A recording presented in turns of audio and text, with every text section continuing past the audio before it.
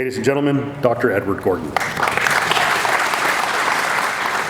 Some of you may be asking, why is an air museum presenting Gettysburg? Well, the Union Army did have observation balloons during the Civil War. And if you go to, who's from Texas here? Anyone from Texas? Well, there's the Confederate Air Force in Texas. So that settles that issue. Today is the story of how nearly 200,000 Americans came to an obscure small town in southeastern Pennsylvania and fought a battle that would change the nature of the Civil War and actually would change the nature of the United States for the rest of their lives and ours. What was the situation in the Civil War with the Confederate States and the Union States by the time of Gettysburg?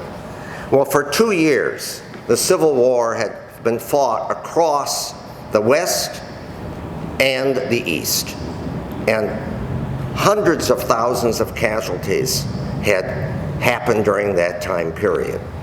In the East, the Union Army had suffered defeat after defeat after defeat. In the West, the Confederates were somewhat more successful, but by the June of 1863, a major siege at Vicksburg in Mississippi threatened to divide the Confederacy in half. So, in the East, the Army of the Potomac was the Union Army that the North fielded, and the Army in North Virginia of Robert E. Lee commanding. They had just fought the Battle of Chancellorsville. General Hooker, who was the 6th commander of the Army of the Potomac in so many years, they changed commanders over and over again, said, "May God have mercy on General Lee, for I will have none." And yet the Battle of Chancellorsville was a major Union defeat. Before that had been Fredericksburg, another major Union defeat with a different general. So at the Battle of Chancellorsville, even though it was a major victory for the Confederacy, General Stonewall Jackson, one of Lee's most important lieutenants, died, shot by his own men, scouting the Union lines at night. At the same time, Grant was besieging Vicksburg, Mississippi. Here's Vicksburg in the west. And if Vicksburg fell, the Confederacy would be cut in two. So on May 15th, after the Battle of Chancellorsville, a council of war was held in Richmond between 3 people: Robert E. Lee, Jefferson Davis, the President of the Confederacy, and James Seddon, the Confederate Minister of War. They wanted to decide the future of the war. Davis wanted to send Longstreet, who commanded General Longstreet, one of the corps in the Confederate Army, to Vicksburg to help lift that siege. But Lee didn't want to do that. Lee realized that the Confederacy was running out of time. Its manpower was limited far more than the North. Industrially, they had to import everything almost. They had some foundries, but very little. And he knew they were getting weaker. And of course, he had led a victorious army, defeating the Army of the Potomac numerous times. He had led an invasion of the North to Antietam, which I'm going to be leading a tour there with Gettysburg. I'll talk about at the end of this program. And he wanted now to invade the North a second time. But this time, what he wanted to do was very simple. He wanted to end the war. He wanted to destroy the Army of the Potomac. Not let it escape, but destroy it, and then march on Washington and end the war. Well, the debate occurred, and Davis agreed to the proposal. Now, it has been alleged that when Lee told Longstreet about this, that he wouldn't be detached, that Longstreet made Lee promise they would fight another defensive battle, not an offensive battle, like at Fredericksburg and even Chancellorsville, basically, except for Stonewall Jackson's sneak attack around one of the flanks of the Union Army. So, Lee said he would. We'll see what happens with that. Jeb Stuart was the commander of the Confederate cavalry, 10,000 sabers, and the Confederates rode around the Union Army, mainly because they had more experienced horsemen for the Civil War up to that point. And there he is. All right. And now the Union, however, had caught up. But Jeb Stuart wanted to show his troops off, and he had a grand review of the Confederate Army, the cavalry, for Lee. Shortly afterward, on July the 9th, 1863, the Union cavalry commander, General Pleasanton, launched a surprise sneak attack at Brandy Station on Lee's cavalry. And they caught them with their pants down, literally. And all day long, the 20,000 sabers was the largest cavalry battle maybe since Waterloo. But it was a huge cavalry battle. And it was a close thing. But in the end, the Confederates drove the Union off. But the fact that Stuart had been surprised humiliated him, and that it was that close. So now here's a map that shows the route of these armies. Well, it's not shooting properly. I'm sorry, my PowerPoint's not working too well. You can see in red the Confederate Army going up the Shenandoah Valley into Pennsylvania. And the Union Army followed it. Now the other red line, though, is Stuart. Stuart had ridden around the Union Army before, disrupting it, burning wagons, stealing equipment, and making unsettling the entire Union Army. He wanted to do that again.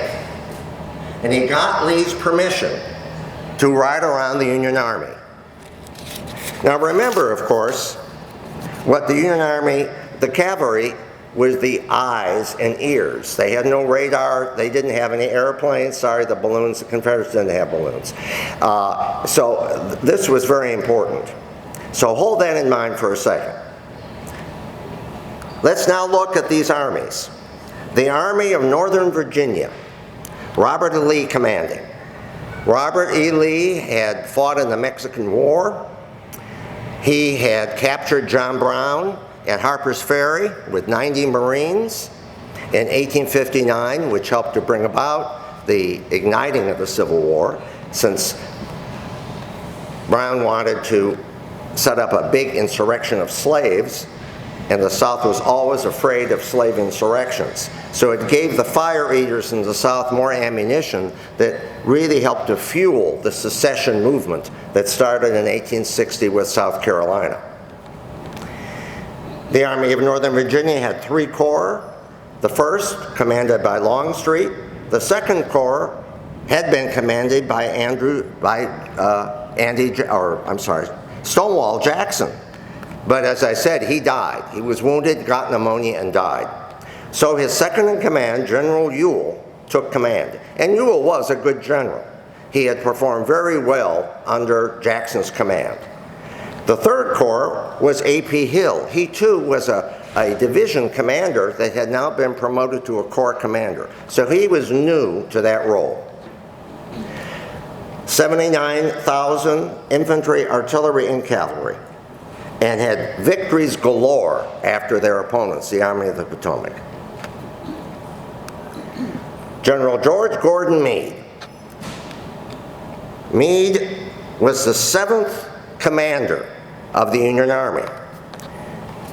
Hooker started that march north, And in the middle of the march, in the middle of the night, couriers came to Meade's tent, and he thought he was going to be arrested. Instead, they offered him command of the Union Army, which really shocked him. There was another general, General Reynolds, who commanded the First Corps. They offered it first to him. He turned it down because he said, I only will take it if you give me a free hand, and they wouldn't do that.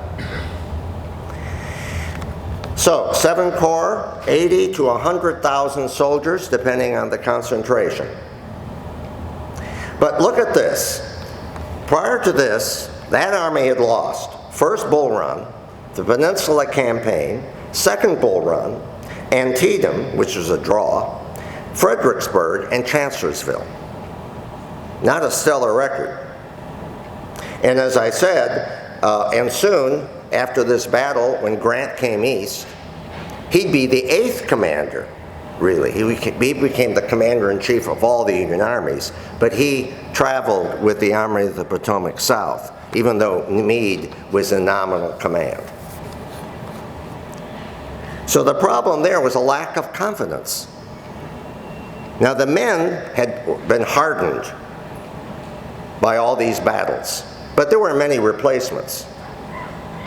Whereas on the Confederate side, there was something called hubris. Were they invincible? Well, it seems like it, doesn't it? Keep that in mind as we talk about this battle. So now, let's go back to Jeb. Well, Jeb usually screened the movements of the Confederate Army. So as you see that line, as they moved up the Shenandoah Valley, how many of you have ever driven the Shenandoah, that beautiful highway? My wife and I did it. Well, his cavalry would fill in those passes so that they'd be screened, and he'd be out there so Lee would know where the Union Army was. And the Union Army got strung out over a huge distance. It marched up piecemeal. It was not a compact unit. Well, that's a problem, you see, because if you take a look at that line, that red line where Jeb was, he couldn't get back to Lee's army. The Union Army effectively blocked his route. Now, there was some cavalry with Lee. There were, I think, 3 brigades with Lee, but the bulk of them were with Stuart. So instead of being and helping Lee choose a battlefield, Lee marched blind, and he fell into the Battle of Gettysburg, as you see. This was not something he planned. In fact, if you look closely, you see how far they almost got to Harrisburg, Pennsylvania, and he had to recall Ewell, who was just about to take the capital of the state of Pennsylvania. Well, Joe Hooker had still been in command, and Lincoln, he asked him permission that the Confederates were marching north. He wanted to march south and take Richmond, because that's what they had tried to do time after time. And Lincoln said, no, son. General, I think Lee's army is your objective, not Richmond. So now the forces are in motion. The Union Army changes commanders in the middle of that route up to Pennsylvania. Here's the town of Gettysburg in 1863, June 30th. General Buford, with the 1st Cavalry Division, arrives in Gettysburg, and he's scouting. And he looks around, and he says, you know, this is a great place. Oops, let's go back here. This is a great place to fight a battle because of the way in which there are hills that we could situate on, and the Confederates could attack us. And at the same time, he found Confederates marching into the town of Gettysburg. Harry Heath's division, which didn't know there was anybody there. They were looking for shoes. The Confederates are always short of shoes. And many of them had very hardened feet, so they felt they didn't need shoes, but they were always looking for shoes. Now, the Confederates actually had already gone through Gettysburg, some other units, and they had pretty well picked it clean of anything that they wanted. So the battle would begin the next day on July 1st, 1863, where Heath slammed into these dismounted cavalry units. So Buford didn't retreat when he saw the Confederates approaching. Instead, he had his soldiers dismount. Now, they had carbines, and the carbines were front-loaded, unlike the smoothbore muskets that the infantry had. So they could fire much faster. And they drove off Heath at the beginning. But he sent word to Reynolds, who's in command of the 1st Corps of the Union Army, to hurry up, because now you see, here's the map. He deployed his cavalry, these 2 brigades, both to the west, and then he heard other Confederates were going, and he stretched some of them even to the north. So he recognized, there's the high ground now that I'm talking about. You can see to the south of Gettysburg, you see Cemetery Ridge, Culp's Hill, Cemetery Hill, and then at the bottom of that slide, you see 2 round discs. That's big Round Top and Little Round Top. Very good defensive positions for the Union Army. Well, Reynolds, the 1st commander, does arrive soon enough before the Confederates could mass and break the Union line. And his famous 1st Brigade of the Iron Brigade, 3 of the 5 regiments from Wisconsin. Who's here from Wisconsin? All right. Well, you saved the day at the beginning, at least. And they deploy along that line. Unfortunately, at 10:15, Reynolds is shot out of his saddle and is killed. At the same time, they find out that the Confederates are also coming in from the north, other troops. Howard's 11th Corps comes, and it anchors itself to the north, but also occupies Cemetery Hill. That's where the reserve is. So now you have Longstreet and Ewell's corps coming down on this town with 2 smaller Union corps and some cavalry units. Well, you know what happens. They flank both ends of that line. And here now is the Confederate Army sweeping the Union line and causing it to retreat very quickly through the town of Gettysburg.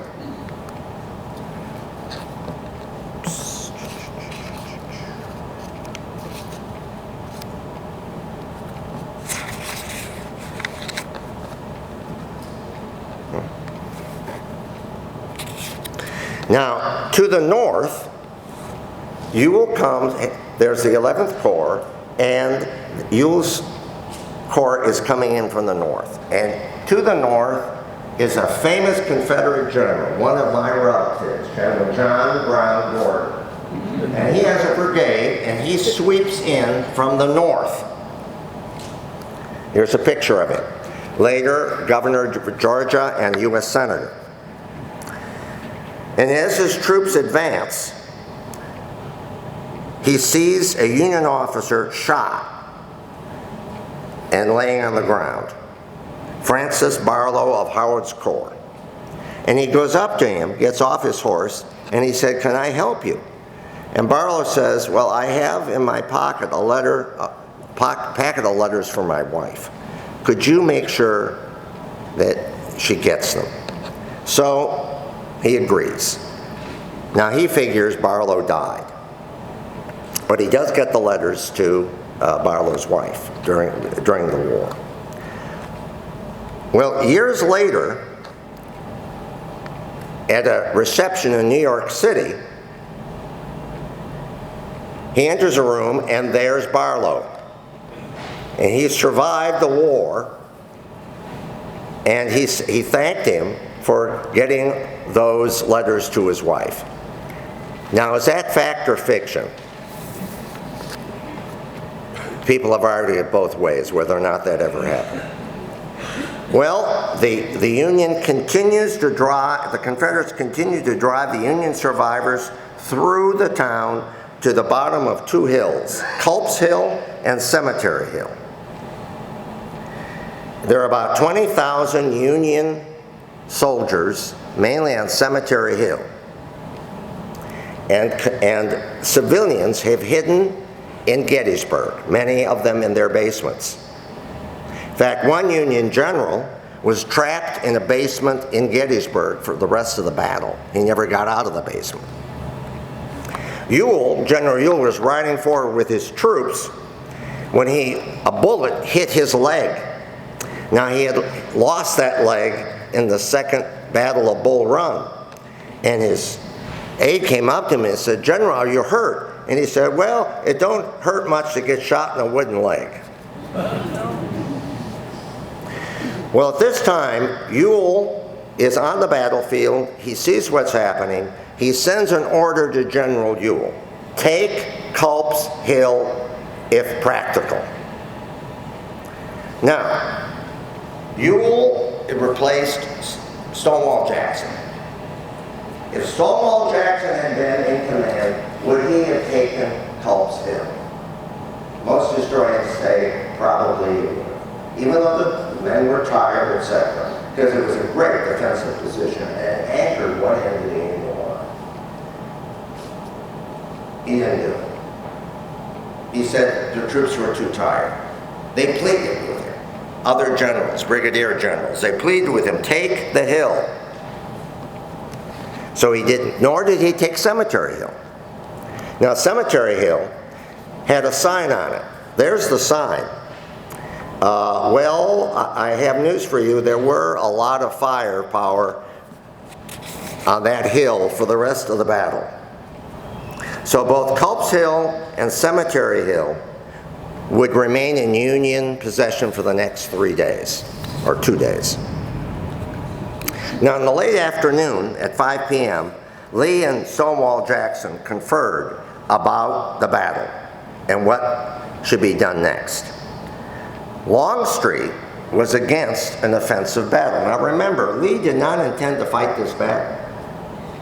Heth fell in on top of the Union Army. Other troops came. They just drove the Union Army. It looked pretty good, right? Longstreet said, look, this is what I want to do. I want to take my corps and I want to go around the rear of the Union Army and force them to retreat, and we'll find a better place to fight a battle where they have to attack us. Why? The weapons of the Civil War were very deadly compared to the American Revolution. Smoothbore muskets. A smoothbore musket killed maybe 100 yards. But a rifle barrel that they now had could kill up to 400 yards. So frontal assaults that were practical in Napoleon's time, where if the men had enough elan and didn't flinch and kept charging forward, they could get to that enemy entrenchment or line breaking. That was not true in the U.S. Civil War. And that was proven time after time after time. Even Grant did that at Cold Harbor, where the men knew they were going to die. They pinned their names on their lapels because they knew. And 5,000 men were killed in 30 minutes in that battle. That's 1864. It's after this. So Longstreet really did not want Lee to do this. No, Lee said, no, they are there in that position and I'm going to whip them, or they're going to whip me. Next morning we will attack. Well, so there's the plan of attack for the next day, where actually he is ordered to go around the left flank of the Union, attack the left flank of the Union Army. Here, I'll go back again. You can see. And there were problems with that, which we'll get into in just a minute. But now the first day is over. General Meade arrives at midnight This is his headquarters, that little building. It's still there. The battlefield at Gettysburg is probably the most interesting of all the Civil War battlefields because it's intact, and it's pretty well the way it was in 1863. The trees are taller. Elaine and I, my wife Elaine, wave your hand, Elaine, she's responsible for all the PowerPoint you see. So without her, we'd be blind. So thank you, Elaine. We have been to every major Civil War battlefield east of the Mississippi River over the last 30 years. And Gettysburg is probably the best one, in my opinion. So he arrives after midnight on July 2nd, and he decides to defend those hills because he could see that it was a good defensive position. So the first day's results, Confederates win the first day, but they do not destroy the Union Army. They don't finish the job. They don't occupy the high ground that General Buford protected. The casualties, over 5,000 Union dead, over 5,000 Confederate dead, 3,600 prisoners or missing, 1,800 missing. So on the first day alone, there were over 16,000 casualties in this battle. The First Corps, the Union Army, of 10,000 men had only 2,400 men left. The 11th Corps, the Iron Brigade of 1,800 men had 600 left. The 2nd Wisconsin had only 69 men fit for duty. So you can see how bloody these battles were. That is a staged photo. That's not how they were laid. They just laid them out for that photo. Second day, 5 a.m., Lee, Longstreet, Hill, Harry Heth, Hood, John Bell Hood, who was a general under Longstreet, they confer again. Again, Longstreet repeats his argument to maneuver around the Union flank, and Lee says, absolutely not. Instead, we're going to attack. You will attack Culp's Hill and Cemetery Hill and take it and draw off the Union reserves, and Longstreet will attack the other flank. Now, there's a problem with that.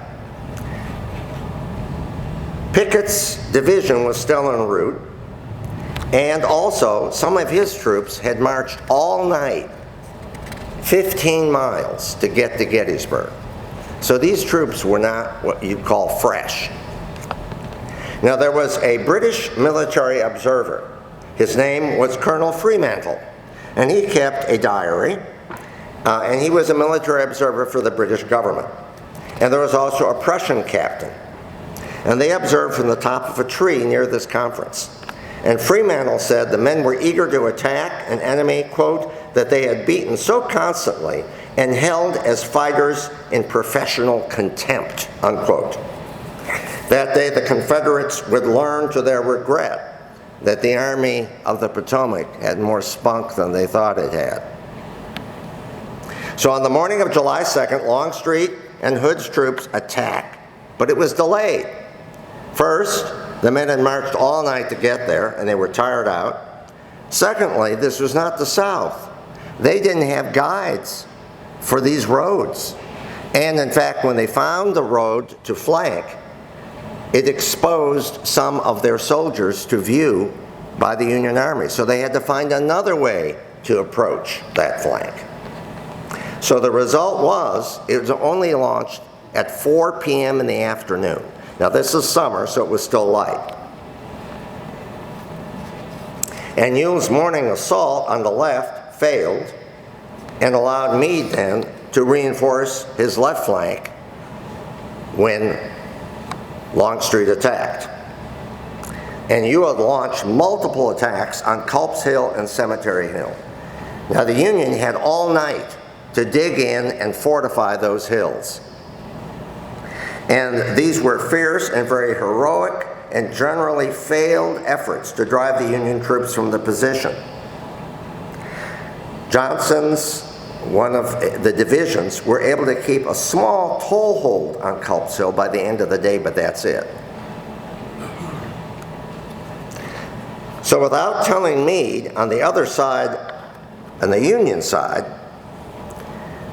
the 3rd Corps commander, Dan Sickles. Well, Sickles thought that his men were too exposed on this ridge that formed, let's see here, there we are, the southern end of the line. The ridge came down. So what he decided to do was march his troops out to the wheat field and peach orchard along the Gettysburg Pike. And this left a big gap in the Union line between where his troops were and the rest of the command was. So he marched half a mile west along the Emmitsburg Road, which was to a broad flat hill with a peach orchard on top. And he didn't tell me that he was doing any of this. Now, this man was a political appointee and a hothead. He had a very poor reputation in the Union Army. So now the entire Union right flank is hanging in the air. And this coincides perfectly with Longstreet's attack that drove right in on Sickles' troops and forced it back and cut them down. They drove the 3rd Corps back through a wheat field, a peach orchard.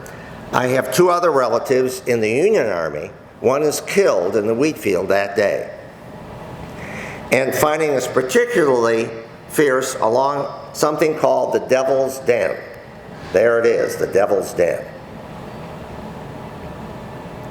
Longstreet had practically destroyed the entire 3rd Corps. And now Meade was desperately trying to rush reinforcements to that part of the battlefield. However, a hole opened on Cemetery Ridge between Hancock's 2nd Corps and what was left of Sickles' destroyed corps.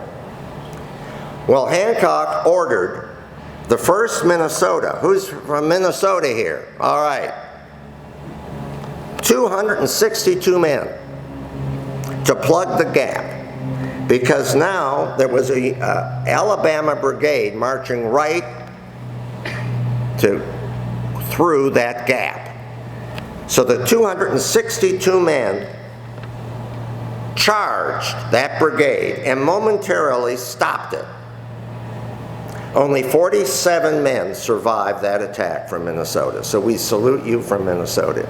I always knew you guys were tough. I'm from Chicago, but it's colder in Minnesota. Yeah. They have an ice castle up there in Minneapolis that they build, and it doesn't melt till June, right? No, I'm being facetious. All right.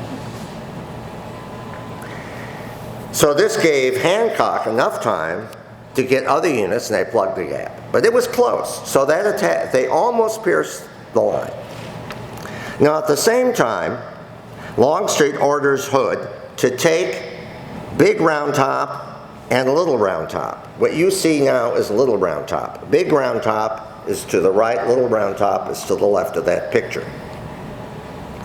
Well, General Warren, whose a statue is on top of that, goes up there, and the only thing on that hill was a Union signals corps, a signal unit, all right? And he knew that if the Confederates took Little Round Top, they'd flank the whole Union Army, and they'd have to retreat or be destroyed. So he orders Colonel Vincent's brigade to occupy Little Round Top. Now, one of the regiments of this was the 20th Maine, and it was commanded by a professor of rhetoric from Bodine College. His name was Joshua Chamberlain. And he would end up holding the extreme left of the entire Union line. So now here is Vincent's brigade and the Confederates getting ready to attack. They attacked for 2 hours with 6 Southern regiments against the 4 Union regiments that were on that hill. Finally, Chamberlain's troops were running out of ammunition. And he wrote in his memoir that in a desperate move, he ordered the 20th Maine to fix bayonets and launch a defensive attack. And they charged down that hill into those Confederate troops. Now, the Confederates were tired out to begin with. They had been fighting all day, and the Confederate attack collapsed. The Union line had held. The problem with that story is we don't know if he gave an order that all his men heard, or it was more of a spontaneous situation where they saw the Confederates coming and they spontaneously fixed their bayonets and they charged, and he went along with them.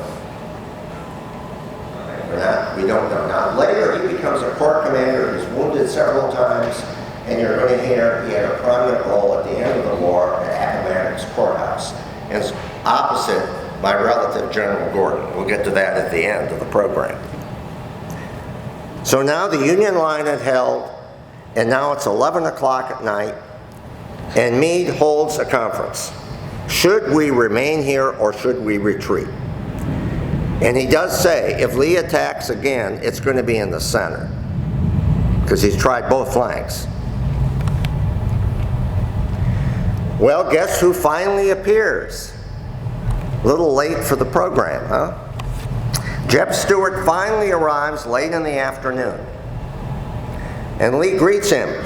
Well, General Stuart, you are here at last. Stuart offers him his sword, and he will resign his command. And Lee says, don't be ridiculous, I need you. And he will use him on the last day, as you will see. The second day, Union, 9,000 casualties. Confederates, 7,000 casualties. Over 16,000 casualties the second day. Well, you know, the mini ball that was fired by those rifles was a smooth pellet. It was not like a model bullet. So when it hit your arm or flesh, it didn't go through. It shattered the arm. Now we have a doctor here in the audience from Canada. And of course today, we know all about germs and septicemia, etc. Well, the remedy then was very simple.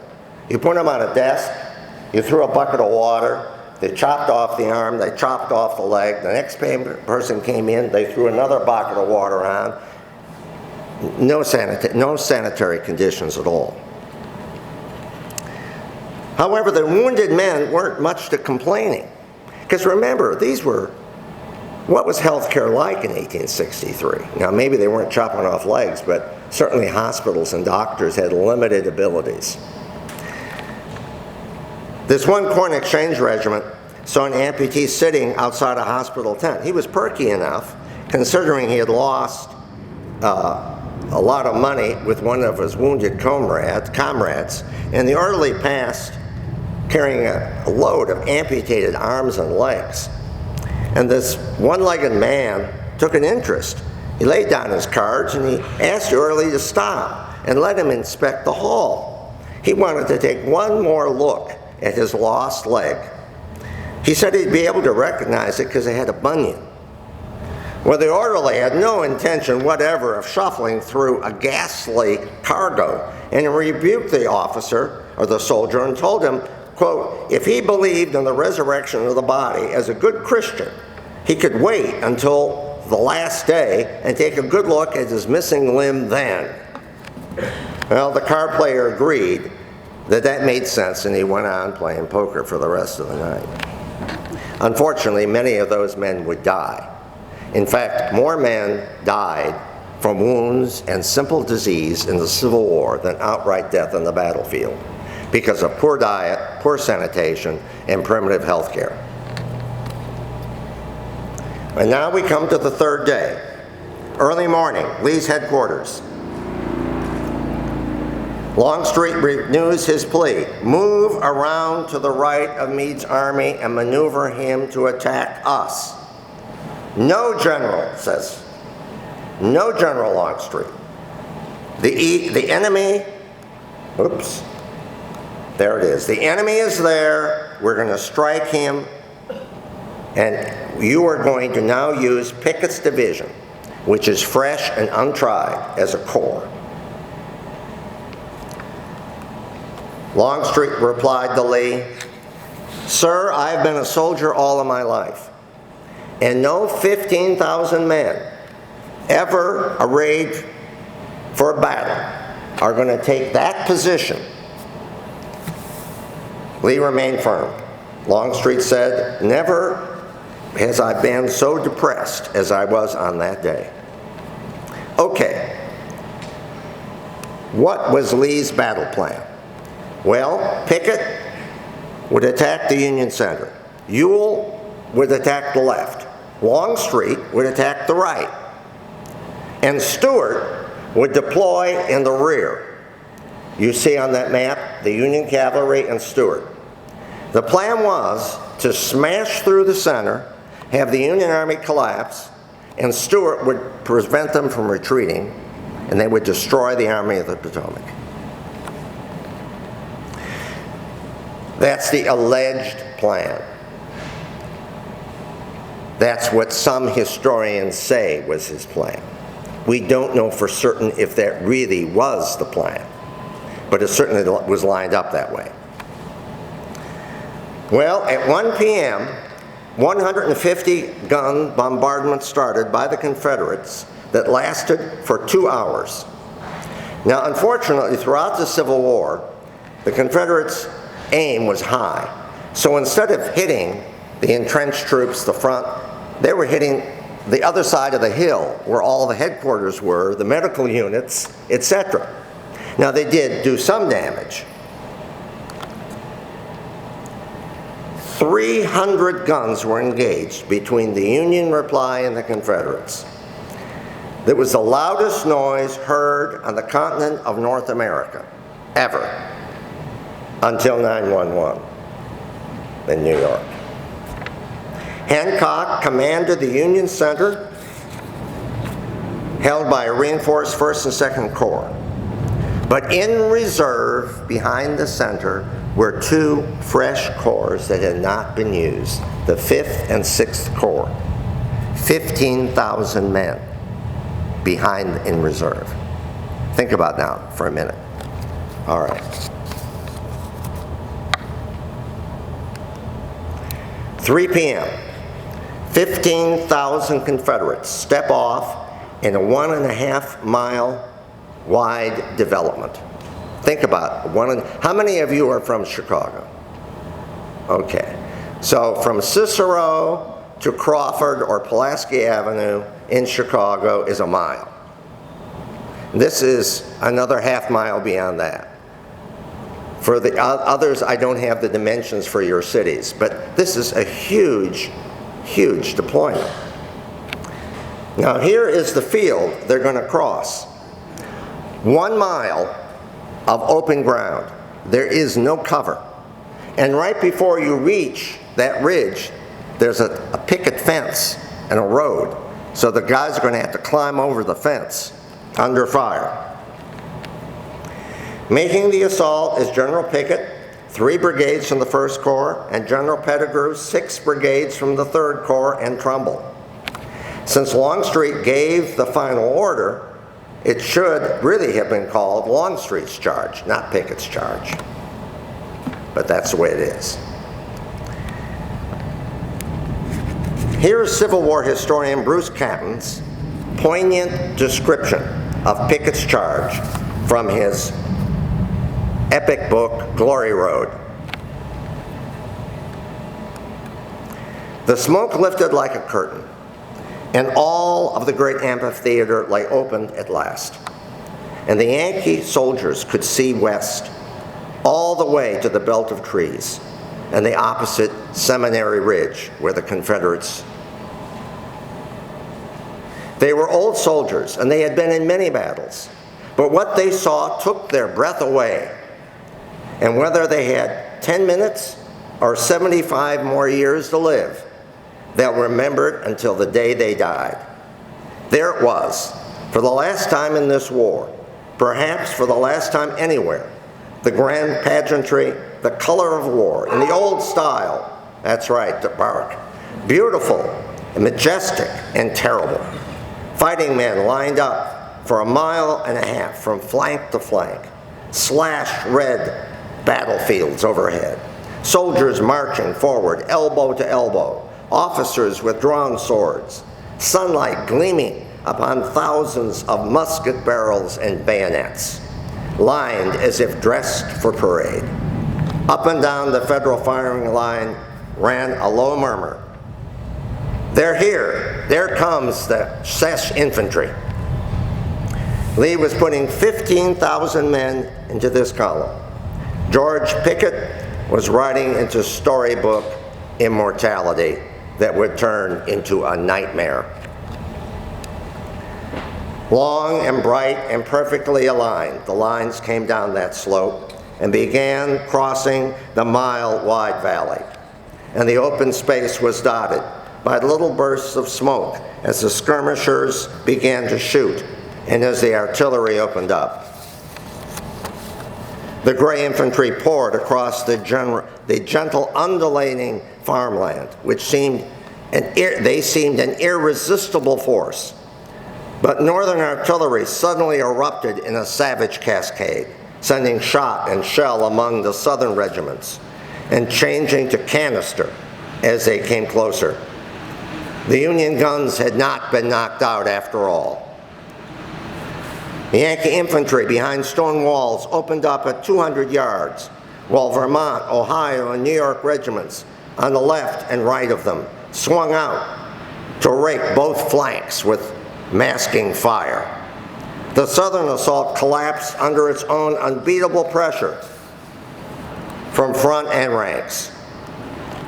Yet, 200 or 300 Virginians and Tennesseans, with General Lewis Armistead waving his hat in this picture on his sword point, were still able to breach the Union line, where Armistead was mortally wounded with his hand on a cannon, and his followers fell like leaves in the autumn wind. In a half hour, it was all over. Of the 15,000 Confederates, scarcely half returned. Pickett's own division lost 2/3 of its men, 3 brigadier generals, and all 13 colonels killed or wounded. As the Confederate survivors streamed back across, Lee was there to meet them, and he said to them, "It's all my fault." But the soldiers wouldn't hear it. They tried to console him, and some of them said, "We'll try again." He said, "No, no, no." General Hancock urged Meade to immediately counterattack with the combined 5th and 6th Corps, which had been held in reserve. Meade said, "No, we've done well enough." Big mistake. He should have counterattacked right then. Longstreet did redeploy for this Union assault that never came. 3 miles from Gettysburg, the Union cavalry fought off Stuart's advance, and this ended the Battle of Gettysburg. July 4th, the heavens opened in rain. The heavens cried. Lee's army retreated. A day of mud and death. A 10-mile-long wagon train of Southern wounded followed the army south. It was a day of Confederate disasters. Far out west, Vicksburg on the Mississippi surrendered to Grant, cutting now the Confederacy in two. The Union Army slowly followed their retreat. Both sides physically and psychologically exhausted after this 3-day of intensive battle. and they were hampered by terrible weather. The casualties: Union, 23,000. Confederate, 28,000. 51,000 casualties. 25% of all the troops engaged. As I said, 3 of my relatives were at Gettysburg: Dennis Connor, who survived, Denton Thompson, who was killed, and General John Brown Gordon. At Williamsport, Maryland, where Lee had to pass now a swollen Potomac River, they had to build a bridge. So he ordered a strong defensive line along that river and gave his engineers time to build a pontoon bridge. Lincoln urged Meade to attack and destroy Lee, but the Union Corps commander took the votes of all of his other commanders, and they said no. On July 13th and 14th, Lee escaped across the Potomac into Virginia. I had the pleasure at one time to meet and listen to a program by the Harvard historian James McPherson. He wrote the book Battle Cry of Freedom. Have any of you read Battle Cry of Freedom? It's probably the best single-volume history of the Civil War. I highly recommend it. You can get it in paperback. And I asked him, do you think Meade could have destroyed Lee? And he said, no, the Union troops were just too tired out and exhausted. And Lee's position, it would have been a reverse Pickett's charge. So the results of the battle. The Army of North Virginia was critically weakened for the rest of the war. The Confederates were having a harder and harder time recruiting new people. So Lee's gamble had failed on both the invasion and indirectly, he didn't save Vicksburg. The Army of the Potomac achieved the first major victory that helped to restore its morale and the nation's morale as well. Lincoln's appointment of General Grant as commander-in-chief of all of the armies, with Meade as nominal commander of the Army of the Potomac, would begin a final campaign in the spring of 1864 that ended with Lee's surrender at Appomattox in April of 1865. So the war did continue for quite some time. But the twin defeats at Vicksburg and Gettysburg gave a coup de grace to the Confederacy, who had hoped to win recognition by Britain and France as an independent nation. Southern dreams of independence now faded into the twilight of battle. Joshua Gorges, the Confederate chief of ordnance, wrote on July 4th, quote, "This is the darkest day of the war. The Confederacy now totters to its destruction," unquote. Though the war would continue for almost 2 more years, so they did not surrender. Well, what happened to all these people? Well, General Lee, after he surrendered at Appomattox, became the president of Washington and Lee University, and he died in 1860. General Meade, Army of the Potomac, commanded the Army of Occupation of Reconstruction in the South after the Civil War. Joshua Chamberlain became a corps commander and later was the governor of Maine. And here's General John Brown Gordon.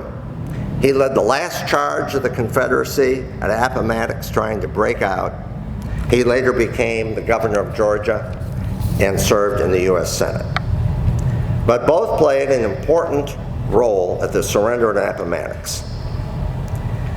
Gordon had been shot through the face and wounded 4 more times in the service of the Confederacy.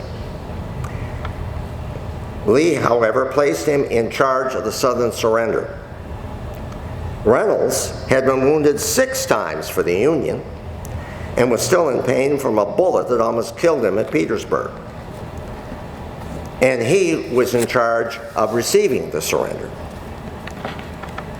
So Gordon reined in his horse beside the Union commander, and as he did so, Chamberlain called his men into line, and as the Confederates marched in surrender in front of them, the veterans in blue gave a soldierly salute to those vanquished heroes, a token of respect from Americans to Americans. Quote, "At the sound of that machine-like snap of arms," Chamberlain remembered, "General Gordon started and then wheeled his horse facing me, touching him gently with his spur, so that the animal slightly reared, and as he wheeled, the horse and rider made one motion. The horse's head swung down with a graceful bow, and General Gordon dropped his sword point to its toe in salute to the Union Army." This was the final military act of the Civil War by two generals who had fought each other at Gettysburg. Well, after the battle, there were 8,000 bodies left on that battlefield. There were 3,000 to 5,000 dead horses and mules scattered across the countryside. Nurses and doctors from all over the place came to help the Union Army and all the wounded. Nearby was the headquarters of a religious order, and the nuns came and helped on the battlefield as well. The government decided to establish a national cemetery at Gettysburg, and the dedication was not held until the 19th of November in 1863. Famous people turned out, and others turned down an invitation to speak, including Longfellow, the president of Harvard, but a well-known orator would give a 2-hour speech on the battle and secession, almost as an afterthought. And there's a picture of the day of the opening. Someone thought of inviting Abraham Lincoln to make a few appropriate remarks. He did so in 3 minutes. 77 years ago, our fathers brought forth on this continent a new nation, conceived in liberty and dedicated to the proposition that all men are created equal. Now we are engaged in a great civil war, testing whether that nation or any nation so conceived and so dedicated can long endure. We are men on a great battlefield of that war. We have come to dedicate a portion of that field as a final resting place for those who have given their lives that that nation might live. It is altogether fitting and proper that we should do this. But in a larger sense, we cannot dedicate, we cannot consecrate, we cannot hallow this ground. The brave men, living and dead, who struggled it, have consecrated it far above our poor powers to add or to detract. The world will little note nor long remember what we say here, but it will never forget what they did here. It is for us, the living, rather to be dedicated here to the unfinished work which they who fought here have thus far so nobly advanced. It is rather for us to be here dedicated to the great task remaining before us, that from these honored dead we take increased devotion to that cause for which they gave the last full measure of devotion, that we here highly resolve that these dead shall not have died in vain, that this nation under God shall have a new birth of freedom, and that government of the people, by the people, and for the people shall not perish from the earth. Believe it or not, that speech was not received well by the press at that time.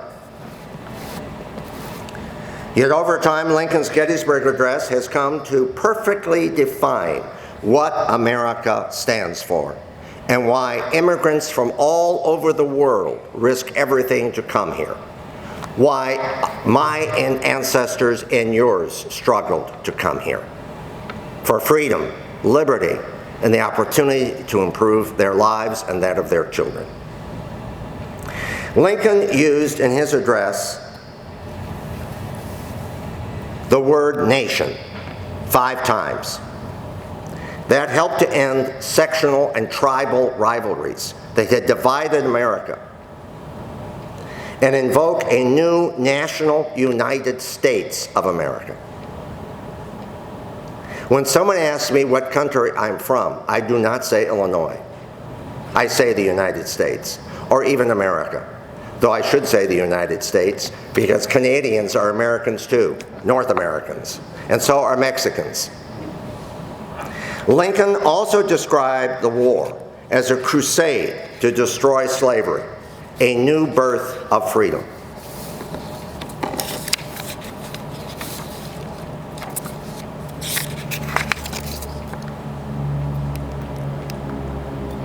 During the course of the Civil War, Lincoln had always insisted over and over again that Southern secession was not really the free exercise of equal rights to do as democratic equals pleased, but a refusal to abide by the rules of democracy and an above-board national election that he had won. It was not rights or liberty the Southern Confederacy was asserting, but anarchy. And anarchy could lead nowhere but into the overthrow of the Union institutions of government and then into the hands of despots. They might promise the restoration of order, but they would end freedoms of the Republic that the Founding Fathers had established in the Constitution. What then is the most important lesson of history that we have to learn from Lincoln and Gettysburg and the Great Civil War? What makes these 3 days the elements that changed America forever? That no group, no person, no state is above the law established by the Constitution of the United States of America. It is the obligation of each generation to renew this covenant of American freedom that would produce and protect our great nation. This then is the story and the meaning of Gettysburg, the 3 days that changed America. Thank you very much.